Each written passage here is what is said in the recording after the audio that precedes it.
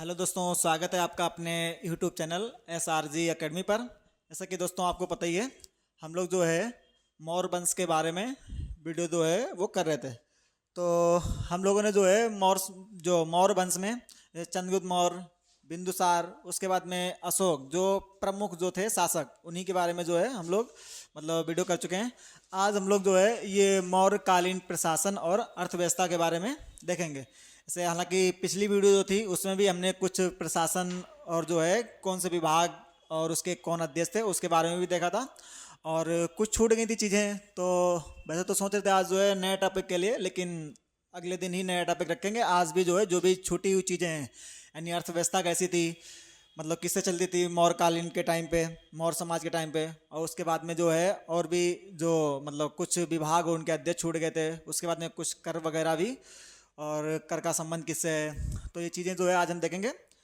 वैसे मौर्य वंश, तो मौर्य वंश की बात करें तो संस्थापक कौन थे, पता ही होगा कि संस्थापक चंद्रगुप्त मौर्य थे।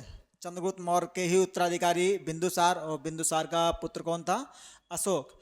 अशोक, और इसके बाद में अशोक का जो उत्तराधिकारी होता है तो वो कुणाल, या जैसे दशरथ मौर्य करके, ऐसे कुणाल के साथ में जाएंगे, अगर नहीं तो फिर दशरथ मौर्य। तो कुणाल, और जो अंतिम उत्तराधिकारी थे मौर्य वंश के, उनका नाम क्या था, तो भद्रथ मौर्य। भद्रथ मौर्य ये मौर्य वंश के अंतिम उत्तराधिकारी थे। 185 ईसा पूर्व जो है इनका जो कार्यकाल जो है वो समाप्त हो जाता है। तो जो भी चीज़ें छूटी हुई हैं आज हम लोग जो है इस वीडियो में के माध्यम से जो है वो देखते हैं। तो यहाँ पर जैसे बात करें कुछ चीज़ें जो विभाग और उनके अध्यक्ष छूट गए थे, तो जैसे जो विभाग जो है पुलिस एवं अनुशासन विभाग, पुलिस एवं अनुशासन विभाग, तो जैसे इसका हेड पूछा जाता कौन था, तो दंडपाल, पुलिस एवं अनुशासन विभाग का प्रमुख। तो जैसे बात करें विभाग, और इधर जो है अध्यक्ष, विभाग और अध्यक्ष करके। तो इधर जो है विभाग, विभाग में पुलिस एवं अनुशासन, पुलिस एवं अनुशासन विभाग। पूछाता है कि इसका अध्यक्ष कौन था, तो इसका अध्यक्ष जो था वो दंडपाल करके, इसका अध्यक्ष जो है दंडपाल, यानी जो पुलिस और अनुशासन विभाग जो देखता था वो दंडपाल। और एक चीज़ जैसे पूछाता है कि जो मौर्य समाज में जो है, यानी मौर्यकालीन व्यवस्था में पुलिस के लिए क्या शब्द यूज हुआ है, तो पुलिस के लिए रक्षिण वर्ण। अगर पूछ ले से कि पुलिस के लिए कौन सा शब्द यूज हुआ है, तो रक्षिण। जैसे पुलिस को जो है पुलिस, पुलिस के लिए एक शब्द यूज हुआ है रक्षिण, रक्षिण करके। तो पुलिस के लिए जो है जो शब्द यूज हुआ है वो रक्षिण, यानी पुलिस एवं अनुशासन जो विभाग था उसके अध्यक्ष कौन होते थे, तो दंडपाल करके। इसके बाद में जो है एक आबकारी विभाग था। आबकारी विभाग भाई शराब वगैरह मदिरा से संबंधित था, तो आबकारी विभाग, तो आबकारी विभाग के जो अध्यक्ष होते थे सूरा, सूरा पर्यायवाची भी होता है शराब का, तो सूरा अध्यक्ष करके। जैसे आबकारी विभाग,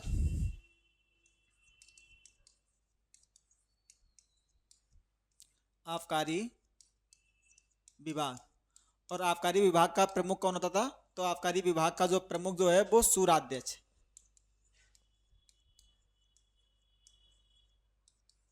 सूराध्यक्ष जो है वो इसके हेड होते थे।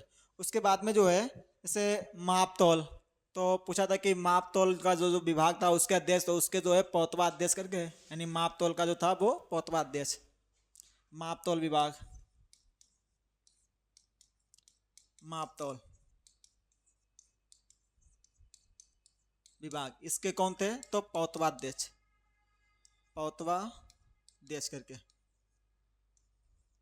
यानी मापतौल जो विभाग था उसके पौतवाध्यक्ष। इसके बाद में मापतौल के बाद में एक बंदरगाह विभाग था, तो बंदरगाह को हम लोग जानते हैं कि पत्तन के नाम से जानते हैं, बंदरगाह को पत्तन, तो वो पत्तनाध्यक्ष करके, यानी जो है बंदरगाह विभाग।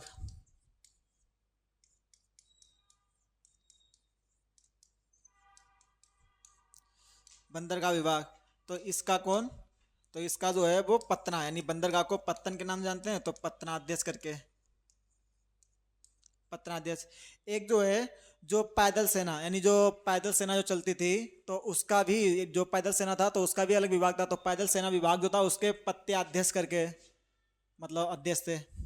पैदल सेना विभाग, पैदल सेना विभाग। इसके हेड कौन होते थे पैदल सेना विभाग के? तो इसके पत्त्याध्यक्ष करके,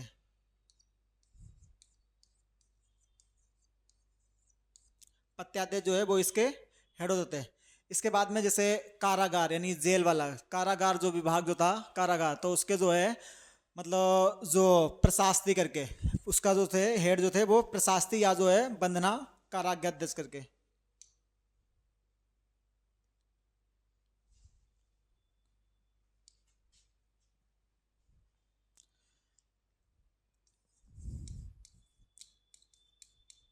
कारागार यानी जो जेल से संबंधित है, कारागार विभाग, तो इसके हेड को प्रशासती के नाम से,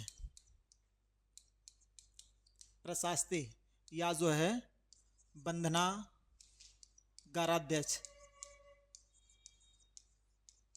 बंधना गाराध्यक्ष के नाम से भी इसको जानते थे, यानी बंधना गाराध्यक्ष। जो कारागार विभाग जो था इसको बंधना गाराध्यक्ष के नाम से भी जानते थे।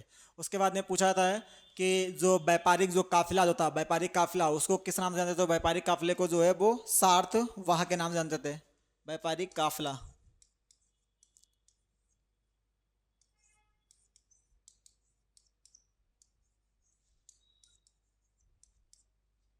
व्यापारिक काफिला विभाग जो था इसको जो है सार्थ वाह के नाम से, सार्थ वाह। इसके बाद जैसे पिछले क्लास में हमने देखा था, एक जो था जो वैश्याओं से संबंधित निरीक्षण जो विभाग जो था, वैश्या से संबंधित निरीक्षण यानी जो वैश्यावृत्ति की महिलाएं जो थीं उनसे संबंधित एक विभाग जो था, तो उसको गणिकाध्यक्ष के नाम से जानते थे। लेकिन और जैसे पूछाता है कि जो स्वयं से वैश्यावृत्ति जो महिलाएं अपनाती थीं, जो स्वयं से वैश्यावृत्ति महिलाएं अपनाती थीं, तो उनको किस नाम से जानते थे? तो उनको जो है रूपा जीवा के नाम से जानते थे, यानी जो स्वयं अपनी मर्जी से वैश्या जीवन को अपनाती थी तो उनको रूपा जीवा के नाम जानते थे।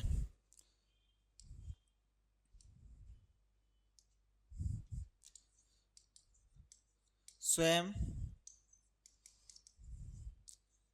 वैश्यावृत्ति जीवन को अपनाने वाली महिलाओं को, अपनाने वाली महिलाओं को नाम दिया गया यहाँ पर जो है रूपा जीवा। काफ़ी ये पूछाता है कि रूपा जीवा का अर्थ क्या था? जो स्वयं से अपना जीवन जो है मतलब वैश्यावृत्ति को जो अपनाती थी, तो रूपा जीवा। और अगर इसका विभाग पूछ ले कि यानी वैश्यावृत्ति से संबंधित जो विभाग का निरीक्षण कौन करता था, तो वैश्यावृत्ति से संबंधित विभाग का निरीक्षण करने का काम जो है गणिकाध्यक्ष करके, तो वो गणिकाध्यक्ष जो है वो करते थे। इसके बाद में ऐसे सूती वस्त्रों से संबंधित जो विभाग जो था तो उसको सूत्राध्यक्ष के नाम से जानते थे।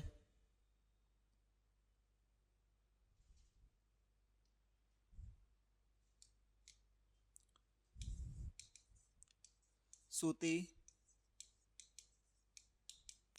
वस्त्रों से संबंधित विभाग, इसे जो है सूत्राध्यक्ष, इसे सूत्राध्यक्ष। और जो चोरों को पकड़ने वाला पूछा था कि जो चोरों को पकड़ते थे उनके लिए क्या मतलब शब्द यूज हुआ है? तो चोर रज्जू, यानी चोरों को पकड़ने वालों को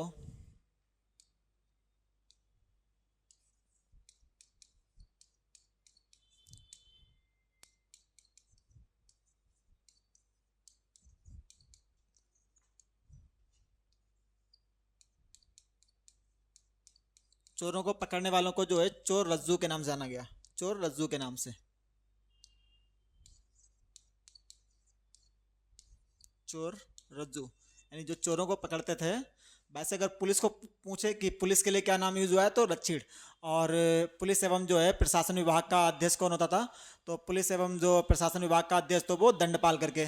लेकिन यहाँ पे जो चोरों को पकड़ने के लिए जो है, जो मतलब पकड़ने वालों को जो है वो चोर रज्जू के नाम से जानते थे। उसके बाद में जैसे एक तो जनगणना इस टाइम पे होती है, अगर वैसे बाद में पूछने की पहली जनगणना कब हुई है, तो भाई आधुनिक युग के टाइम पे जो है रिपन ने करवाई थी। रिपन ने नियमित जनगणना करवाई थी 1881 ईस्वी में, लेकिन रिपन से पहले भी जो एक जो है मतलब जनगणना हो चुकी थी, वो मेयो के द्वारा करवाई गई थी 1872 में। जैसे भारत की पहली जनगणना 1872 में मेयो के टाइम पे। उसके बाद में अगर पूछे कि नियमित जनगणना या दशकीय जनगणना कब से शुरू हुई है, तो वो जो है रिपन के टाइम पे हुई है। 1881 ईस्वी में दशकीय जनगणना की शुरुआत हुई है। लेकिन इतिहास की अगर बात करें तो पहली जनगणना जो है वो मौर्य वंश में भी मिलती है, कि मौर्य वंश में भी जनगणना जो है वो होती थी। तो जो मौर्य वंश में जनगणना जो होती थी, यानी प्रतिवर्ष वहाँ पे जनगणना होती थी मौर्य वंश में। जैसे वर्तमान समय में 10 वर्ष के अंतराल पे जनगणना होती है, तो वहाँ पर प्रतिवर्ष जो जनगणना होती थी, तो उसके लिए जो है एक मतलब शब्द यूज होता था। तो उसका जो विभाग जो था वो मर्दुम शुमारी करके विभाग जो था, यानी प्रतिवर्ष जनगणना के लिए जो विभाग जो गठित किया गया था उसका नाम था मर्दुम शुमारी करके। प्रतिवर्ष जनगणना, प्रतिवर्ष जनगणना, ठीक है। ये जो है जनगणना विभाग, यानी जो प्रतिवर्ष जनगणना जो होती थी उससे संबंधित जो विभाग जो था उसके लिए शब्द जो है मर्दुम शुमारी।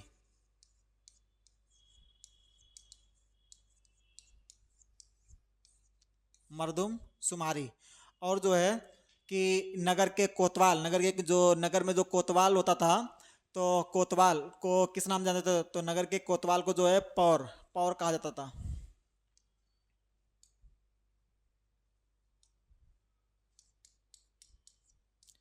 नगर के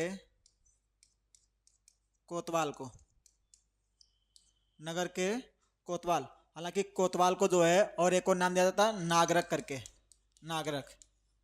इसे जो है पौर, जैसे वर्तमान समय में जो है महापौर वगैरह होते हैं, नगर के अध्यक्ष वगैरह महापौर, तो ऐसे ही जो है उस टाइम पे भी जो है कि नगर के कोतवाल को किस नाम से मतलब जानते थे, तो उसके लिए जो है पौर। उसके बाद में जो है ऐसे पूछा जाता है कि मतलब जो राजा का जो निजी जो था वो अंगरक्षक, राजा का जो निजी अंगरक्षक जो था उसको किस नाम जानते थे? तो उसके लिए जो है अंतर्वसिक शब्द यूज हुआ है। राजा का निजी अंगरक्षक, राजा का निजी अंगरक्षक, इसको जो है अंतर्वसिक, अंतर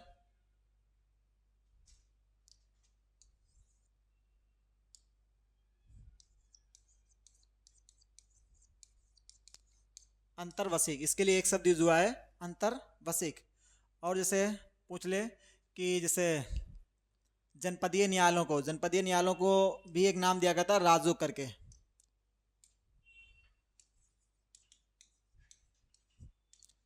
जनपदीय न्यायालय को राजुक कहा गया, इनके टाइम पे जो है राजुक कहा गया। जैसे एक जो था दीवानी न्यायालय करके था, तो वो तो उसके हेड को कहते थे, दीवानी न्यायालय के हेड को व्यावहारी करके, एक कंटन शोधन करके जो था, ठीक है।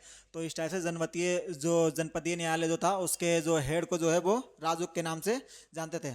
इसके बाद में जो है जैसे और भी जैसे पूछा जाता है कि जनपदीय न्यायालय हो गया, कुछ कर और हैं, कर और उनका संबंध पूछाता है कि करों का जो है संबंध किससे है। तो जैसे हम लोग देखते हैं एक साइड में जो है कर और दूसरे साइड में जो है संबंध।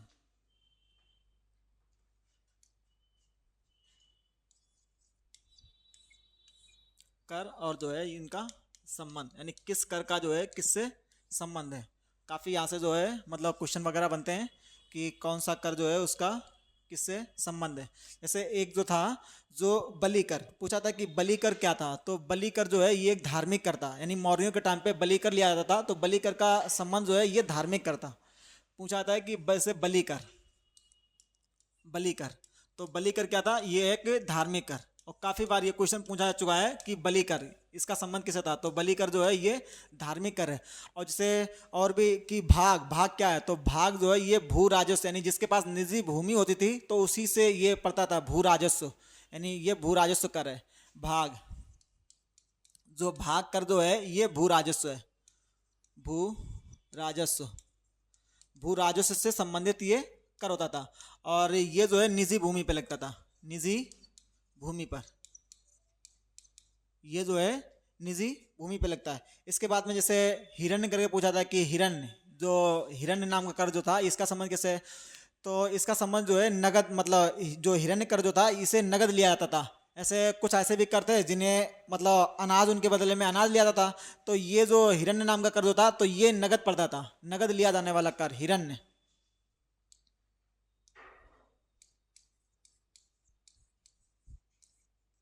हिरन, ये क्या है? नगद लिया जाने वाला कर, नगद लिया जाने वाला कर, नगद लिया जाने वाला कर, नगद लिया जाने वाला कर जो है ये हिरन करके। इसके बाद में जैसे पूछा था कि बर्तनी, बर्तनी कर का संबंध किससे है, तो बर्तनी कर जो था ये पथकर था, बर्तनी कर, बर्तनी कर, ये इसका संबंध किससे था, तो ये जो है पथकर है, पथकर जो था ये बर्तनी कर है।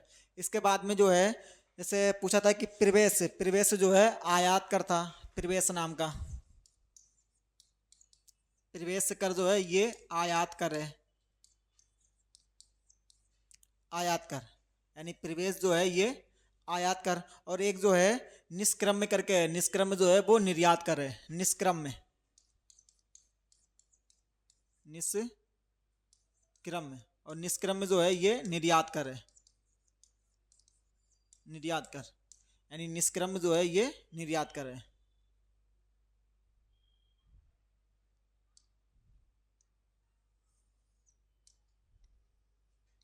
निष्क्रम्य निर्यात कर है। इसके बाद में जैसे पूछा था कि बरका देव, यानी जो एक कर जो था बरका देव, बहुत इंपॉर्टेंट है, पूछा था इसका संबंध कैसा था, तो ये आयकर से संबंधित था, यानी बरका देव जो था ये आयकर है, बारिका देवकर, बारिका देवकर जो है ये आयकर है, यानी उस टाइम पर भी जो है जिनकी आमदनी अधिक होती थी तो उनके ऊपर जो है बारका देव नाम का कर लगता था। और जो कि जैसे आयकर निर्यात के लिए निष्क्रम्य कर करके है। उसके बाद में जो है जो प्रवेश यानी आयात कर, और पथकर को जो पथकर जो था इसे बर्तनी के नाम से भी जानते थे। उसके बाद में ऐसे सिंचाई कर, एक उदक भाग करके, उदक भाग जो है वो सिंचाई कर है, उदक भाग, उदक भाग, उदक भाग जो है ये सिंचाई कर, सिंचाई कर, यानी उदक भाग जो है ये सिंचाई कर है। और एक जो है ब्याजी नाम का जो था उसे व्यापार करके नाम जानते थे, यानी ब्याजी, ब्याजी कर, तो ब्याजी कर जो था ये व्यापार, यानी कोई भी मतलब जो ट्रेड करता था व्यापार, तो उसे समझ जो है वो ब्याजी कर मतलब लगता था। और इसके बाद में जैसे एक मूसिका कर करके दिए, एक मूसिका कर, तो मूसिका कर जो है मूसक, ये मूसका मतलब मूसक से बना हुआ है, और मूसक मतलब जैसे चूहे को कहते हैं। तो उस टाइम पे ऐसे चूहों से जो संबंधित मतलब बीमारियां वगैरह फैलती थी, तो उनको काउंटर करने के लिए, जैसे वर्तमान समय में की बात करें तो चूहे से जो बड़ी बीमारी फैलती है उसको प्लेग कहते हैं, प्लेग को ही काली मौत के नाम से जानते हैं, प्लेग काली मौत किससे फैलती है, चूहे से, पिस्सू नामक वायरस से फैलती है। तो उस टाइम पे भी जैसे, अब तो ये प्लेग चलन में है, लेकिन उस टाइम पर जैसे जो चूहों से संबंधित जो भी बीमारी मतलब होती थी, तो अगर उसको काउंटर करने के लिए भी एक कर पड़ता था जिसको मूसिका कर, यानी भाई चूहे को मूसक के नाम जानते थे तो मूसिका कर। तो एक जो है मूसिका कर, मूसिका कर, तो मूसिका कर ये किससे संबंधित है, चूहों से होने वाली बीमारी, जो चूहों से जो बीमारियां होती थी, तो चूहों से जो बीमारियां उनको काउंटर करने के लिए जो है ये मतलब कर लगता था। तो जैसे इसमें अगर इम्पोर्टेंट की बात करें तो एक तो जैसे यही वाला अपना सिंचाई कर याद रखेंगे कि सिंचाई कर, सिंचाई कर जो है ये किस पे इस, यानी इसको जो है उदक बाग के नाम जानते थे। और जो है आयकर, आयकर को जो है ये बरकादेव के नाम से, आयकर जो है बरकादेव। उसके बाद में जैसे जो ऊपर की बात करें तो यहाँ पर जैसे बलिकर, बलिकर काफी पूछाता है कि बलिकर जो है, बलिकर का संबंध किससे है, तो बलिकर ये जो है ये धार्मिक कर जो था। उसके बाद में भाग, भाग भी याद रखेंगे कि भाग किससे है, तो ये जो है भू राजस्व से। तो ये तीन चार जो है मतलब याद रखेंगे कि बलिकर धार्मिक कर जो था, भाग भू राजस्व। उसके बाद में जैसे बारिका देव ये आयकर है, और भी जैसे बर्तनी कर जो है ये पथकर से रिलेटेड है। इसके बाद में जैसे हमने पिछली क्लास में देखा था कि जो है मौर्यों के टाइम पे, पिछली क्लास में देखा था कि मौर्यों के टाइम पे से लिखाया भी था क्वेश्चन की जो मुद्रा चलती थी उसके लिए मतलब सभी को मिला के जो है पढ़ के नाम जानते थे, यानी मुद्रा जो है पढ़। लेकिन हालांकि जो मुद्रा में तीन प्रकार की मुद्रा चलती थी, जैसे सोने, सोने की मुद्रा चलती थी, उस चांदी की मुद्रा भी चलती थी, उसके बाद में जो है सोने चांदी और जो है तांबा, ठीक है, यानी तांबे की भी जो है मुद्रा चलती थी। तो अगर अलग अलग जैसे नाम पूछा जाए कि सोने को, सोने की मुद्रा को किस नाम जानते हैं, तो सोने की मुद्रा को जो है मतलब जैसे स्वर्ण या निष्क, जो सोने की मुद्रा जो थी उसको स्वर्ण या निस्क कहा गया था। उसके बाद में जो तांबे की जो मुद्रा जो थी, तो तांबे की मुद्रा के लिए जैसे एक माशक या जैसे भाषक और उसके बाद में कसारपड़ करके ये जो नाम यूज हुए थे, ये जो तांबे की मुद्रा। और एक जो है उसके लिए भी कि जो चांदी के लिए जो है एक धरल करके धरल पड़ और आहत नाम के जो है मतलब जो मुद्रा के नाम जो है ये चांदी के लिए यूज हुए थे। तो जैसे अगर बात करें वहीं से अलग अलग कि जैसे जो मुद्रा से रिलेटेड मौर्य के टाइम पे, मौर्यों के समय सोने की मुद्रा को सोने की मुद्रा को जो है किस नाम से जाना गया? तो सोने की मुद्रा को जो है ये स्वर्ण पूछा था कि स्वर्ण जो है मतलब सोने, ये तो अच्छा सोने से तो ये स्वर्ण क्लियर हो जाएगा, लेकिन ये निस्क करके और याद रखेंगे। निस्क, ये जो है निस्क कि निस्क जो है ये कौन सी मुद्रा के लिए यूज हुआ था? तो निस्क जो है ये सोने की मुद्रा से संबंधित जो था। उसके बाद में जो है ऐसे चांदी की मुद्रा जो है स्पेशल पढ़ इसी के लिए था। चांदी की मुद्रा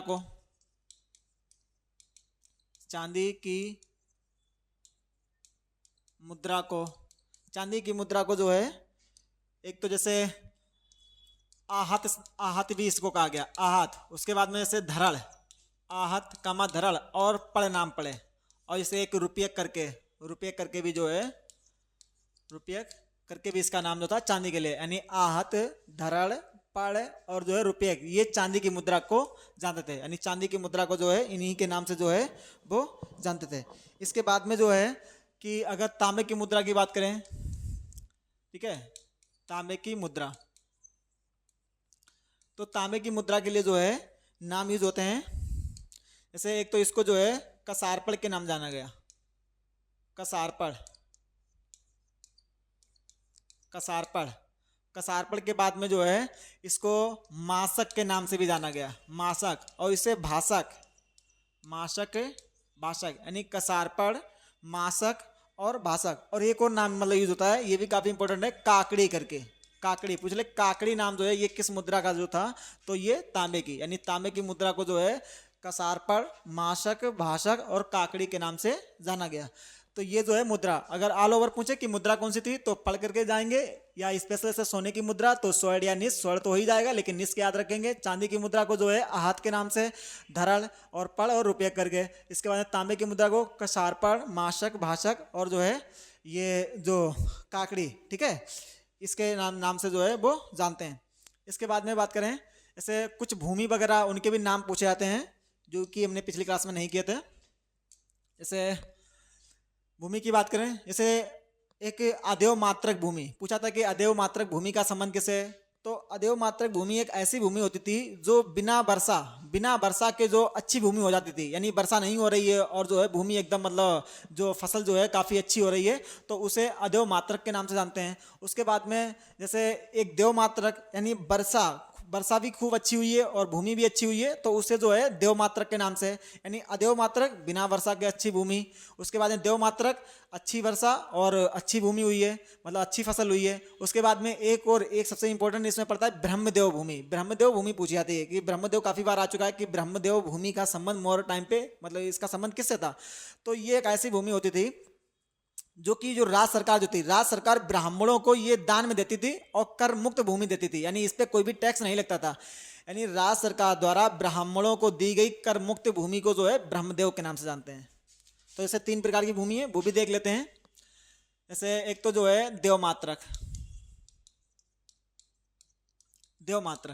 तो देवमात्रक का संबंध कैसे है?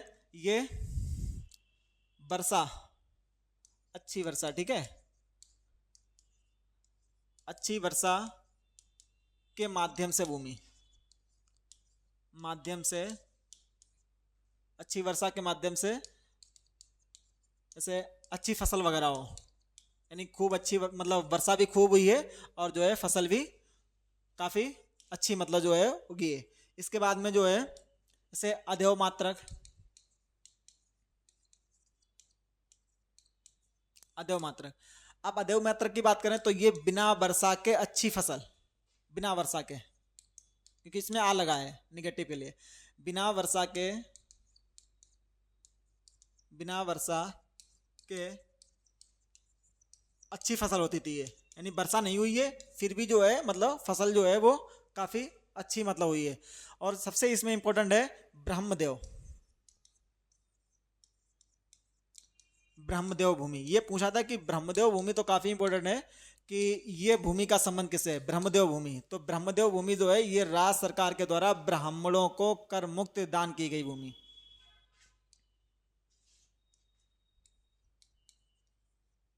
राज्य सरकार द्वारा ब्राह्मणों ब्राह्मणों को दान की गई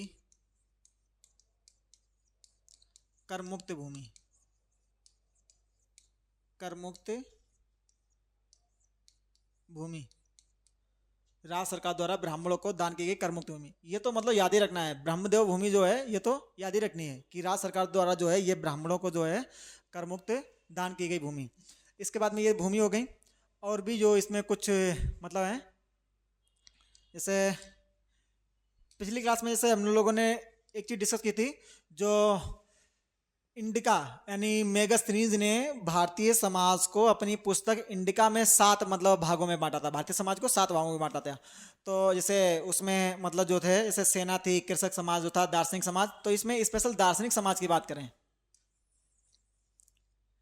जैसे जो ये दार्शनिक समाज किससे है कि मेगास्थनीज ने अपनी पुस्तक इंडिका में जो है भारतीय समाज को 7 भागों में बांटा था। तो ये उसी में अगर दार्शनिक समाज की बात करते हैं हम, दार्शनिक, दार्शनिक समाज, तो दार्शनिक समाज, हालांकि ये 7 समाज जो है हम पिछली वीडियो में कर चुके हैं, 7 समाज जो है पिछली वीडियो में देख चुके हैं कि कौन कौन सा था। लेकिन अगर दार्शनिक समाज की हम बात करें तो ये एक ऐसा मतलब दार्शनिक समाज एक ऐसा समाज था कि क्वेश्चन आता है कि ऐसा कौन सा, यानी मेगास्थनीज के अनुसार ऐसा कौन सा समाज जो था जो अपने मतलब जो है मतलब जैसे अपने समाज से बाहर विवाह कर सकता था, अपने समाज से बाहर विवाह कर सकता था। तो ये दार्शनिक समाज, दार्शनिक समाज जो है ये अपने समाज से बाहर विवाह कर सकते थे। इसको अपना व्यापार बदलने का भी अधिकार था, यानी ये अपना, जैसे कृषक समाज था उसका काम था कृषक करना, सेना समाज था तो वो सेना ही मतलब सेना समय काम देखते थे। लेकिन दार्शनिक समाज ये अपना काम बदल भी सकता था। उसके बाद में इनको ज़्यादा स्पेशलिटी मतलब जो फैसिलिटी दी गई थी तो दार्शनिक समाज को, तो ये जैसे अपना काम जो है बदल सकते थे। उसके बाद में ये जो विवाह जो है अपने समाज से मतलब भी अलग कर सकते थे विवाह। इसके बाद में एक चीज़ और, जैसे इनके लिए कुछ पाबंदियां भी थी, जैसे ये लोग मौसम से संबंधित भविष्यवाणी करते थे। दार्शनिक समाज के लोग जो है मौसम संबंधित भविष्यवाणी करते थे। तो जब ये मौसम संबंधी भविष्यवाणी करते थे तो जैसे भविष्यवाणी इनकी ठीक हो जाती, जैसे वर्तमान समय में मतलब जो हमारा मौसम विज्ञान संगठन जो है करता है, तो ये उस टाइम पे अगर करते थे सही हो जाती थी तो कोई दिक्कत नहीं है। लेकिन अगर गलत हो जाती थी तो इनके ऊपर पाबंदियां भी लगाई जाती थी।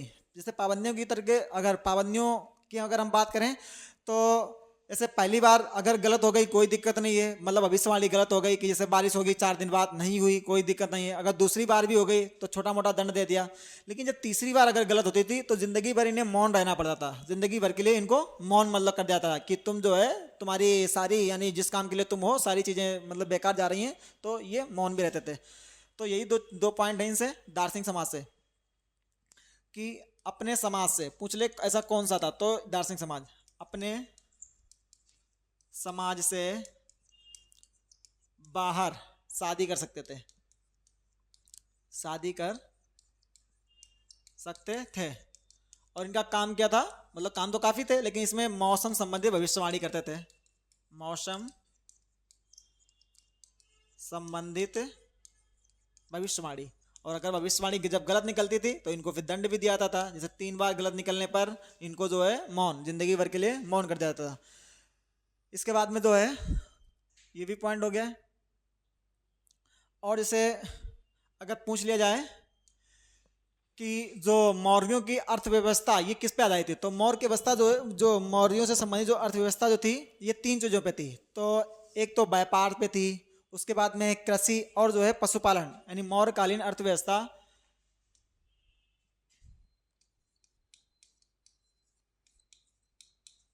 मौर्यकालीन अर्थव्यवस्था, अर्थव्यवस्था ये जो है किस किस पर निर्भर थी? तो ये जो है एक तो कृषि, कृषि पर निर्भर थी।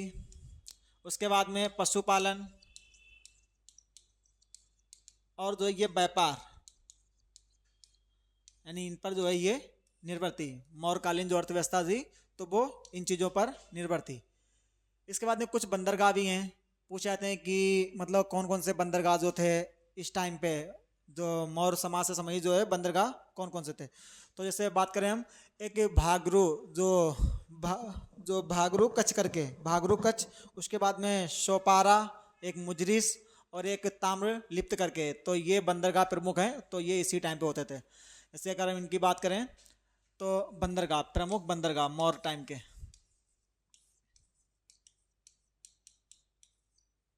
प्रमुख बंदरगाह। तो प्रमुख बंदरगाह में कौन कौन से हैं?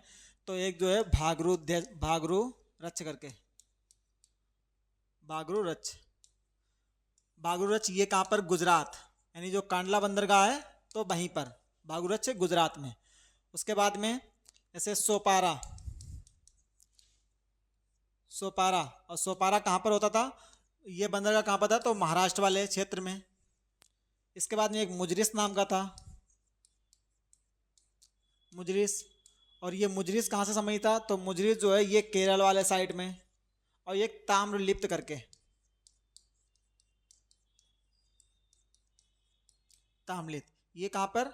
ये वही जो है इसे कोलकाता, ठीक है, कोलकाता यानी पश्चिम बंगाल वाले ये जो है साइड में होता था।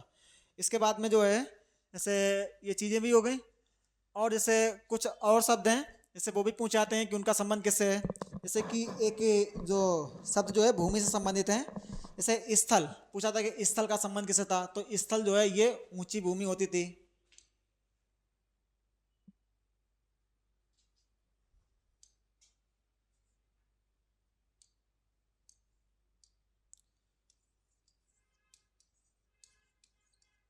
भूमि से संबंधित शब्द, जैसे बात करें हम, एक जो है शब्द स्थल, तो स्थल, स्थल ये कैसी? ये जो है ऊंची भूमि, जो ऊंचाई पर स्थित है, जैसे टीले पे, टीले हो गए, पठार वगैरह हो गई, तो ऊंचाई पर स्थित भूमि।